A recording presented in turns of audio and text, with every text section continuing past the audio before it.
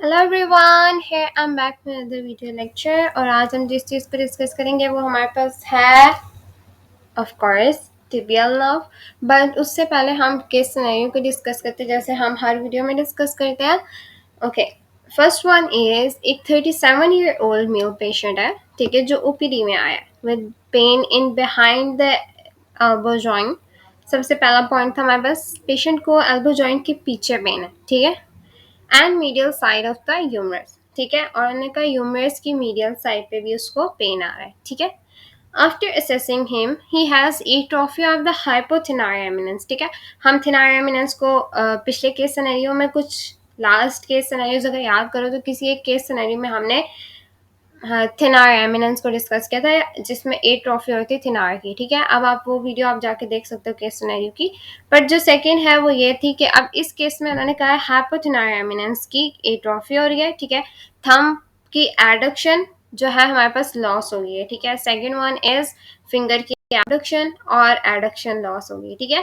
सो हम जैसे लास्ट सारे लेक्चर्स में हम पहले मेन पॉइंट्स को हाईलाइट कर लेते हैं कि हमारे पास एक 37-year-old मेल पेशेंट है, ठीक है, जिसको पेन है behind the elbow region and the medial side of the humerus. Third point is atrophy of the thenar eminence.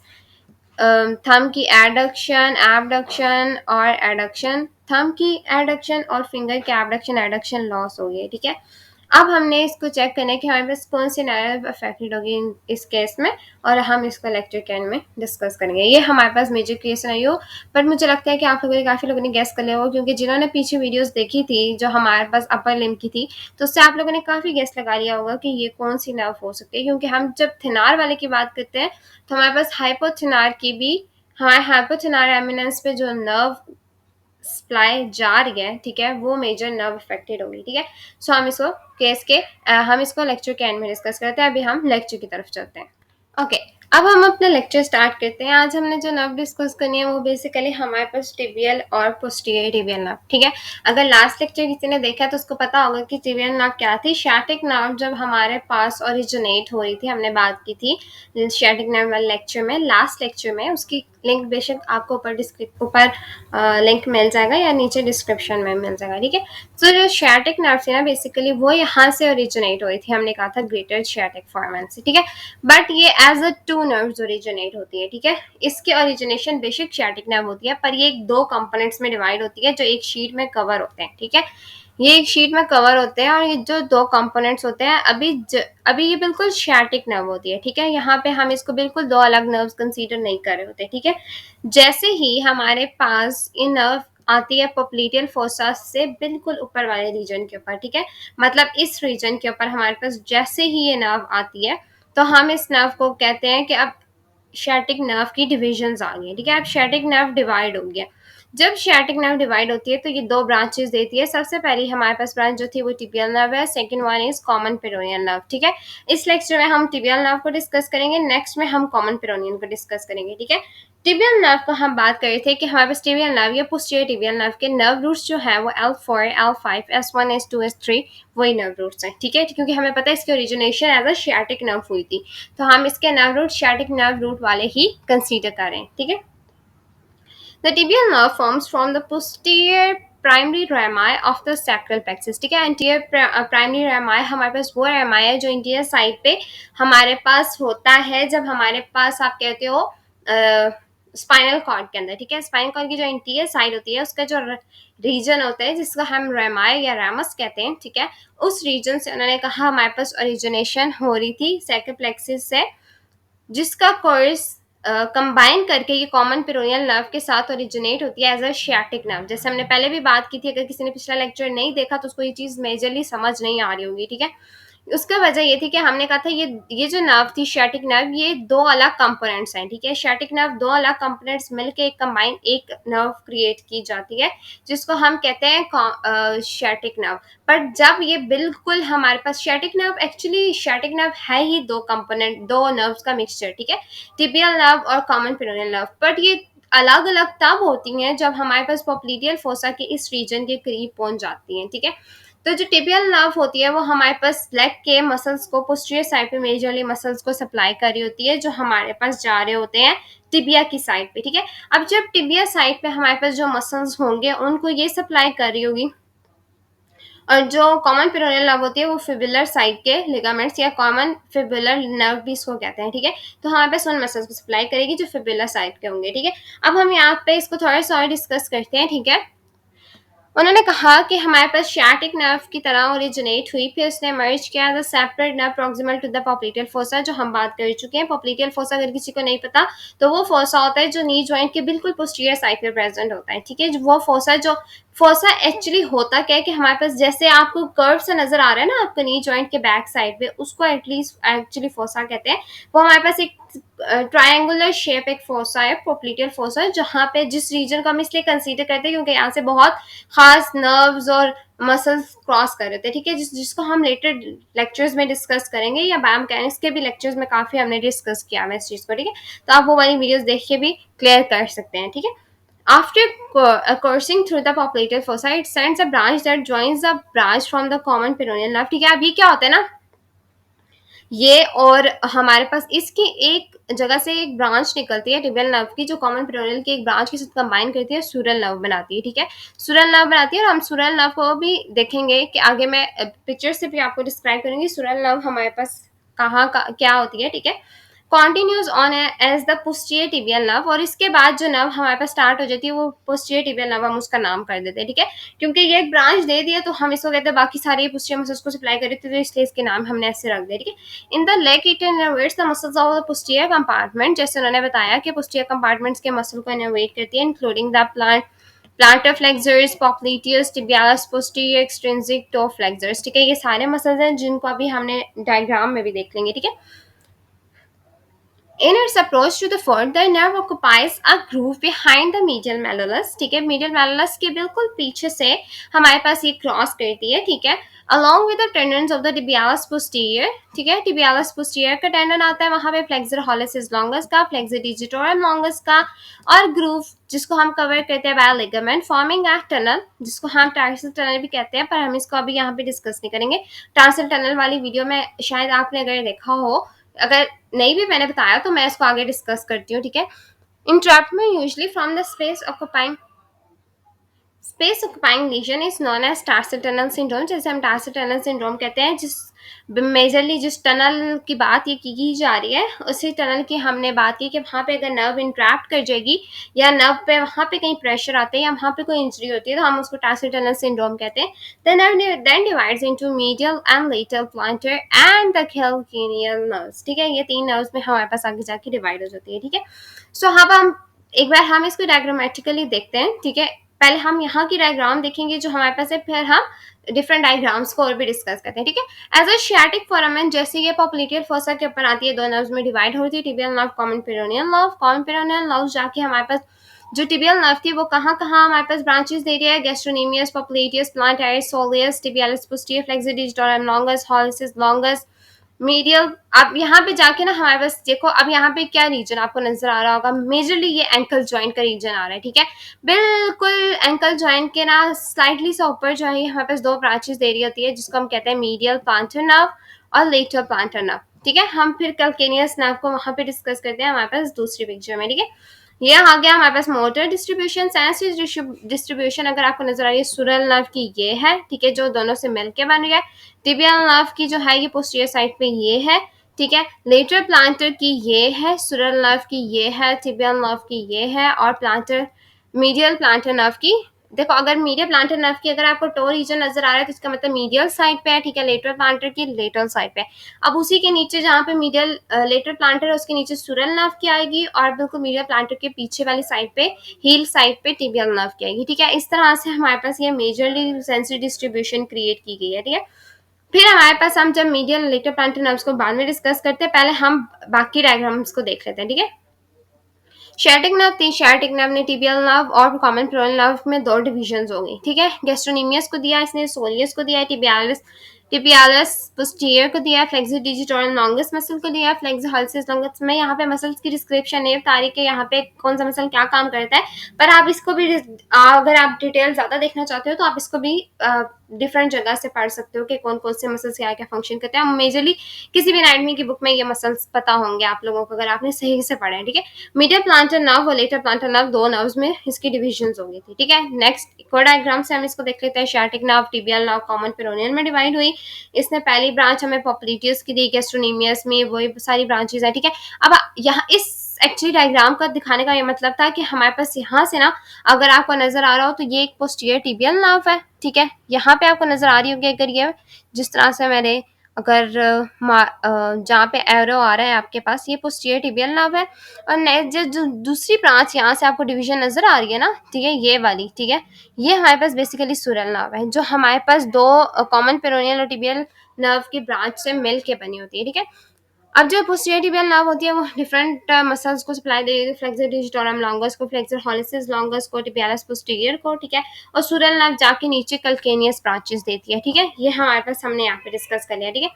अच्छा, अब ये एक मैंने थोड़ी सी डिटेल देखने के लिए कि आपको थोड़ा सा पता चल जाए कि किस किस जगह पे lateral plantar, medial plantar nerve supply कर रही थी, ठीक है।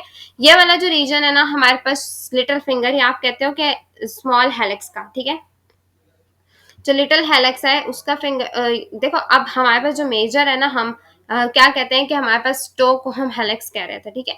तो हमारे पास जो हेलिक्स का रीजन है ना, तो जो टो का रीजन है या बिग टो का जो रीजन है वो मीडियल प्लांटर नर्व कवर कर रही होती है, ठीक है, 3.5।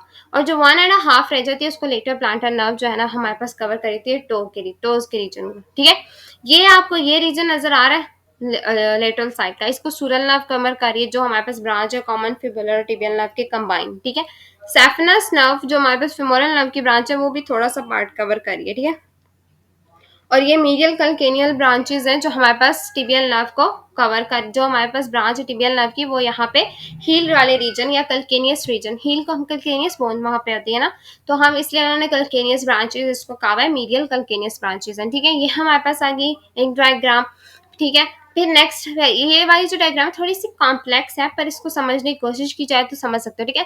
ये हमारे पास बैक साइड पे होता है एचलेस टेंडन, जो हमें पता है कि हमारे पास कैसे बना है, जैसे पता है काफ मसल्स के एंड में होता है, ठीक है, एचलेस टेंडन। अब क्या हुआ कि हमारे पास जो फ्लेक्सर हॉलिसिस लॉन्गस हमें पता है, या हमारे पास जो पोस्टीरियर टिबियल नर्व यहाँ पे आपको नजर आ रही है ना, ये वाली, ठीक है, ये इन्होंने ब्रांच बताई हुई है, ये हमारे flexor digitorum longus medial malleus tibialis posterior के पास होती हुई, ठीक है, इस जगह tibialis posterior flexor digitorum longus को सप्लाई करी होती है, ठीक है। और फिर ये क्या करी होती है कि हमारे पास जो है ना बेसिकली ये डिवीजन दे रही होती है दो, जो मीडियल प्लांटर और लेटर प्लांटर नर्व्स की हमने बात की, ठीक है। अब ये वाली मीडियल वाली थी, लेटरल वाली ये एरिया था, और ये कल्केनियल ब्रांचेस का रीजन था, ठीक है। हमारे पास हमने ये सारी बात कर ली थी, ठीक है। अब हम इसकी डिविजन्स की बात कर लेते हैं जो हमारे पास थी, सॉरी, हाँ, टार्सल टनल की बात रह गई थी। टार्सल टनल बेसिकली ना, अगर आपको मैं इसी डायग्राम से, एक मिनट,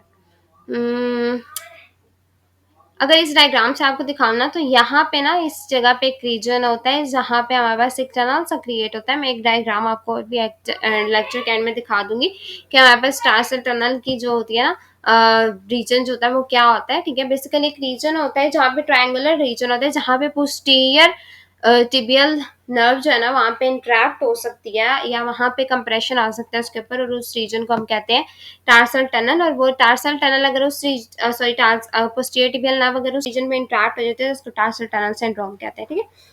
प्लांटर कल्केनियल नर्व्स की अगर हम बात करते हैं, ठीक है, so the plantar calcaneal nerves may become entrapped as they turn under the medial aspect of the foot and pass through the openings in the abductor hallucis longus, especially with overpronation of the foot। जैसे हमें पता है कि उन्होंने कहा कि planter कल्केनियल nerves होती है ना वो इंट्रैप्ट हो सकती हैं अगर आप medial aspect of the foot के ऊपर ना ज़्यादा क्या कहते हो कि आप ज़्यादा ओवर प्रोनेशन कर रहे हो, ठीक है। फुट की pronation supination I don't think so कि आप लोगों को इतना बताने की जरूरत है, पर जो प्रोनेशन होती है ना वो हमारे पास एक्चुअली होती है जब हमारे पास फुट जो होता है ना 3 मोशंस परफॉर्म कर रहा होता है, ठीक है। और सुपिनेशन जो होती है वो भी 3 मोशंस पे होती है, ठीक है। अब सुपिनेशन मोस्टली जो होती है ना वो हमारे पास ई वर्जन के साथ हो रही होती है, ठीक है। सुपिनेशन में ई वर्जन आ रही होती है हमारे पास, ठीक है। फिर हमारे पास आ रही होती है आपके पास एडक्शन आ रही होती है, ठीक है। और दूसरा जो होती है वो हमारे पास ठीक है। अच्छा, हम यहाँ पे अभी फिलहाल मोस्टली इसको डिस्कस नहीं कर रहे, ठीक है, बहुत डिटेल हो जाएगी अगर मैं इसकी तरफ जाऊंगी। बस ये याद रखो कि ओवर प्रोनेशन हो जाएगी। अब प्रोनेशन को ना बेसिकली आप बुक से देख सकते हो, प्रोनेशन में 3 मूवमेंट्स आ रही होती है, ठीक है। इसी बुक एंड में भी उन्होंने बताया हुआ है फुट वाले जो लेक्चर्स है ना उनके अंदर, ठीक है, फुट वाले चैप्टर्स के अंदर, ठीक है। हम बाद में ये भी डिस्कस करेंगे ओवर प्रोनेशन, प्रोनेशन और सुपिनेशन क्या होती है फुट की, ठीक है।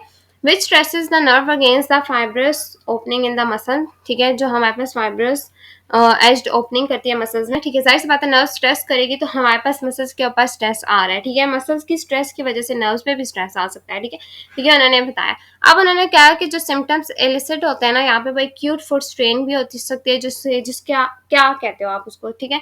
बेसिकली स्ट्रेन को आप क्या कहते हैं, posterior medial planter aspect of the foot के अगर मसल्स में टेंडरनेस आ जाएगी तो उसको कहाँ है, ठीक है। Painful heel inflame calcaneal nerve, जैसे हमें पता है कि कैल्केनियल नर्व इन्फ्लेम हो जाती है तो हम उसका उस कंडीशन को पेनफुल हील कहते हैं, ठीक है। या pain in the pes cavus foot, pes cavus और पेस कैनवस का मैं अब दोबारा नहीं बताऊंगी, मैं एक बार जो नर्व्स ऑफ लोअर एक्सट्रीमिटी थी उसमें मैं डिस्कस कर चुकी थी जब हम टेबल डिस्कस कर रहे थे, ठीक है।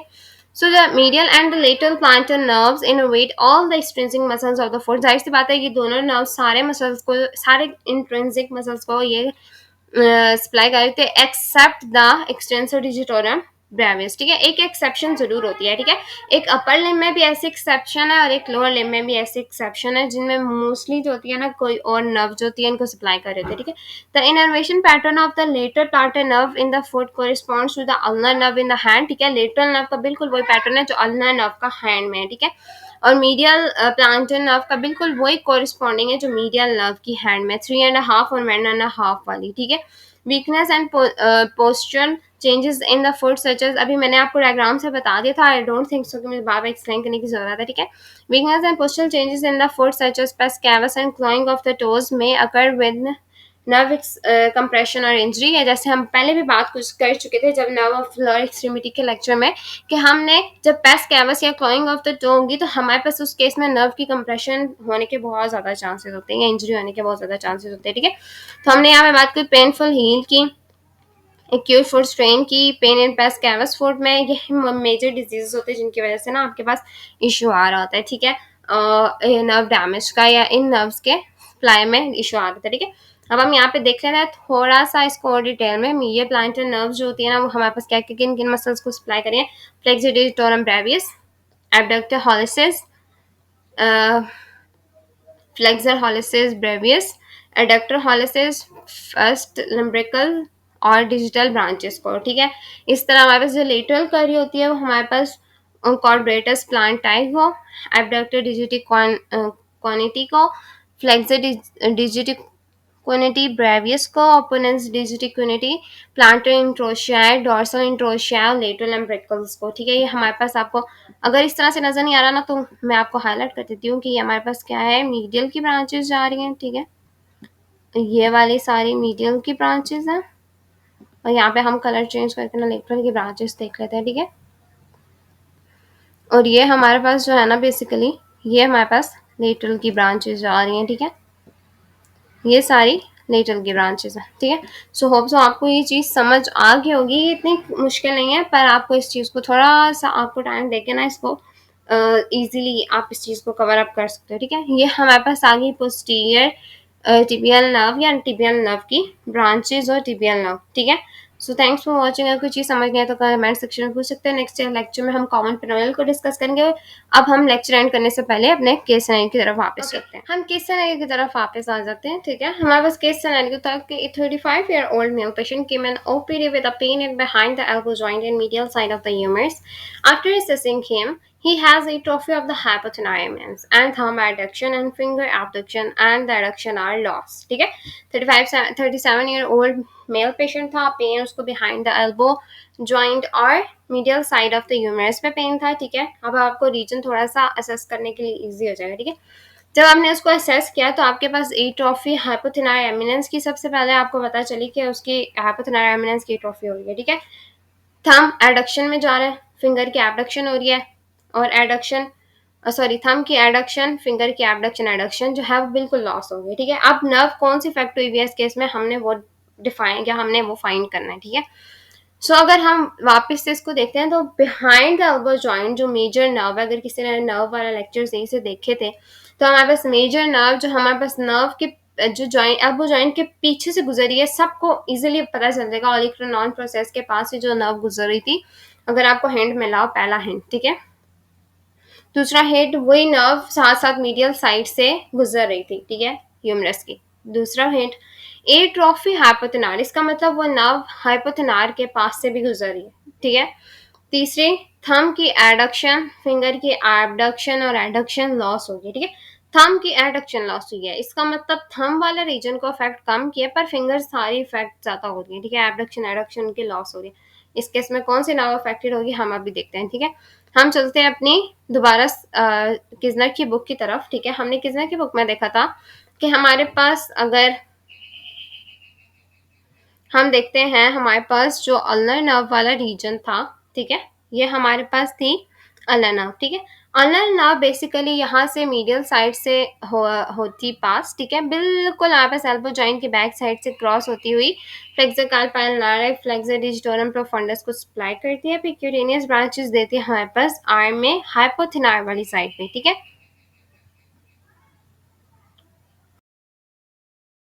हाइपोथेनार वाले रीजन पे हमारे पास जो थी ना, अब कौन सी नर्व आ रही है, अल्नर नर्व, ठीक है। हमने रेडियल नर्व सॉरी हमने जो नर्व दूसरी डिस्कस करी थी जो हमारे पास थेनार वाले रीजन पे थी, वो बेसिकली मीडियल नर्व थी, जो मैं स्टार्ट में आपको लेक्चर में बता भी रही थी, ठीक है।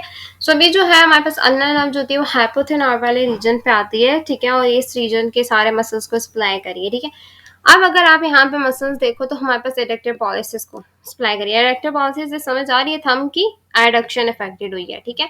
फिर एबडक्टर डिजिटी क्वानिटी क्विनिटी और ओपोनेंस डिजिटी क्विनिटी फ्लेक्सर डिजिटी क्विनिटी से आपको थोड़ा सा अंदाजा हो रहा होगा कि आपके पास फिंगर की एबडक्शन भी इफेक्ट होगी है, ठीक है, और एडक्शन भी। जैसे एबडक्शन हुई तो एडक्शन भी ऑटोमेटिकली हमारे पास इफेक्ट हो जाती है, ठीक है। अब क्या हुआ कि अल्नर नर्व का पाथवे बेसिकली ये शो कर रहा है कि जो इस केस में नर्व अफेक्ट हुई है वो बेसिकली हमारे पास कौन सी नर्व है, वो हमारे पास नर्व है आपके पास, आपको पता चल गया होगा कि इसमें अल्नर नर्व बेसिकली अफेक्टेड थी, क्योंकि हमारे पास जो दो साइंस थे, मीडियल साइड ऑफ ह्यूमरस और दूसरी थी हमारे पास बिल्कुल बैक साइड थी एल्बो जॉइंट की, वो मेजरली हमें शो कर रहा था कि ये जो नर्व हमारे पास अफेक्ट हुई है वो बेसिकली कौन सी है, हमारे पास अल्नर नर्व, ठीक है। इस केस में हमारे पास कौन सी नर्व अफेक्ट हुई है, अल्नर नर्व। सो अगर आपको ये कैसा है समझ आया तो थैंक्स फॉर वॉचिंग, और प्लीज़ अगर कोई चीज़ समझ नहीं आई हो तो आप मुझसे पूछ सकते हैं कमेंट सेक्शन में भी, और इंस्टाग्राम फेसबुक के प्रोफाइल में जाके भी, और please support my channel. Thanks for watching.